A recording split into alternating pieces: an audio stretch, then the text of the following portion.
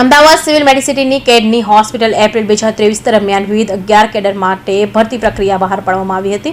તેમાં 156 ઉમેદવારોએ ભાગ લીધો હતો. આ પ્રક્રિયા 1.5 વર્ષ કરતાં વધુ સમય વીતી ગયો હોવા છતાં હજુ પણ ઉમેદવારોની નિમણૂક કરવામાં આવી નથી. અમદાવાદમાં સતત બીજા દિવસે ભરતીને લઈ આંદોલન શરૂ છે ત્યારે વારંવાર ઉમેદવારો દ્વારા રજૂઆત કરવામાં આવી છતાં પણ કોઈ પણ નિરાકરણ ન આવતા ગત રોજ 2 ડિસેમ્બરથી ઉમેદવારો કિડની હોસ્પિટલની બહાર ગાંધી જગ્યા માર્ગે વિરોધ કરી રહ્યા છે. આખી રાત ઉમેદવારો કિડની હોસ્પિટલ બહાર જ બેસી રહ્યા હતા. આજે બીજા દિવસે પણ વિરોધ યથાવત જોવા મળી રહ્યો છે. સતત 2 દિવસના વિરોધ બાદ પણ કોઈ અધિકારીએ યોગ્ય ઉત્તર આપ્યો ન હોવાનું ઉમેદવારોનું કહેવું છે. પરીક્ષાના 1.5 વર્ષથી વધુ સમય થયો હોવા છતાં કોઈ નિમણૂક કરવામાં આવી રહી નથી. હવે તો જે તદ્દન બેરોજગાર હોય તેમની પણ માનસિક સ્થિતિ અમારા કરતાં સારી હશે, કારણ કે અમને આટલા સપના બતાવ્યા બાદ હવે નિમણૂક કરવામાં આવી રહી નથી. પરિવારજનો પણ હવે તો હેરાન થઈ રહ્યા છે. કોઈ યોગ્ય ઉત્તર પણ ન મળતો હોવાથી માનસિક સ્થિતિ ખોરવાઈ ગઈ છે. એ જ હતું કે અમારી જે 650 માંથી ઘટ કરી છે 430 કરી છે. એના માટે અમારા 5 વિદ્યાર્થી મિત્રો અંદર ગયા છે. સાહેબ તરફથી એ સમજાવવામાં આવ્યું છે કે આની અંદર જે છે તમે આગળ બીજા કોર્ટના દરવાજા ખખડાવો તો એ ખખડાવો, બાકી સરકાર શ્રી સામે જાઓ. એટલે એ અહીંયાથી કોઈ અમને સંતોષકારક જવાબ મળ્યો નથી. એમનું કહેવું એવું છે કે જો ફેબ્રુઆરીમાં થશે ને તો આ આખરી રિક્રુટમેન્ટ રદ થઈ જશે અને અમને બહાર જવાબ આપવા માટે સાહેબશ્રીને ટાઈમ નથી કે અમે કાલના 24 કલાકના એ છે પણ સાહેબશ્રી અહીંયા બહાર અમને જવાબ આપવા માટે આવ્યા નથી.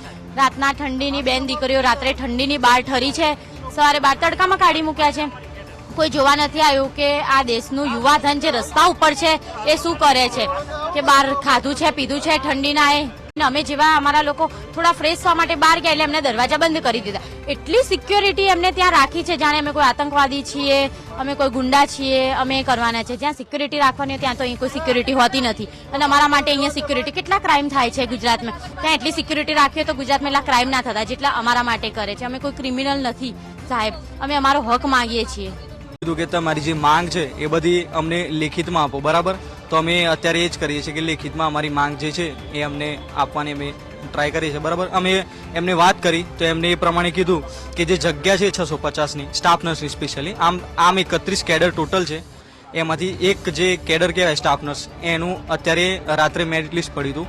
એમાં બી અમને 650માંથી જગ્યા ઘટાડીને 430 કરી. હવે કયા કારણથી કરી એ કારણ માંગીએ તો એમ કે સરકારની જે જરૂર હોય એ પ્રમાણે કરે. હવે એમને અમે એમ કીધું કે 430 તમે કેમ કરી, તો એક તો સરકારનું કહે છે અને પછી એમ કે તમે જે એડવર્ટાઇઝમેન્ટ છે એના 7મા ક્લોઝમાં જોઈ લો, એમાં લખેલું છે કે જગ્યા ઘટાડવાનો અધિકાર અમારા જોડે છે. એટલે એ આ સરકાર અને જે IKDRC આ બંને ખાલી જગ્યા ઘટાડવા માટે જ છે. જેટલી જગ્યા અમારી જોઈએ છે, અમે કંઈ વધારવાનું નહીં કહેતા, પણ અમારે જેટલી જગ્યા જોઈએ છે એટલી તો પૂરી કરો. લેખિતમાં આપ્યા બાદ તો અમે એ તો વાર જ લાગવાની છે. એમાં તો એ જે લેખિતમાં આપશું એનું તો કોઈ નક્કી નહીં કે ક્યારે આવશે. ગત એપ્રિલ 2023 દરમિયાન યોજાયેલી ભરતી પ્રક્રિયામાં અત્યાર સુધીમાં મેરિટ બહાર પાડવામાં આવ્યું ન હતું, પરંતુ ગત રોજ ઉમેદવારો દ્વારા વિરોધ પ્રદર્શન કર્યું હોવાથી સાંજના સમયે મેરિટ લિસ્ટ બહાર પાડવામાં આવ્યું હતું. જેમાં પણ 107 જેટલા ઉમેદવારોને ડિસ્ક્વોલિફાઈડ કરવામાં આવ્યા હતા. જેનું કારણ પૂછવામાં આવતા જણાવવામાં આવ્યું હતું કે આ તમામ ઉમેદવારો પાસે પૂરતા ડોક્યુમેન્ટ નથી, સાથે નોન ક્રિમિનલ સર્ટિફિકેટમાં પણ યોગ્યતા ન હોવાનું જણાવી 107 ઉમેદવારોને ગેરલાયક ઠરાવવામાં આવ્યા હતા. કૌશિક પટેલનો report, Hind TV news, Surat.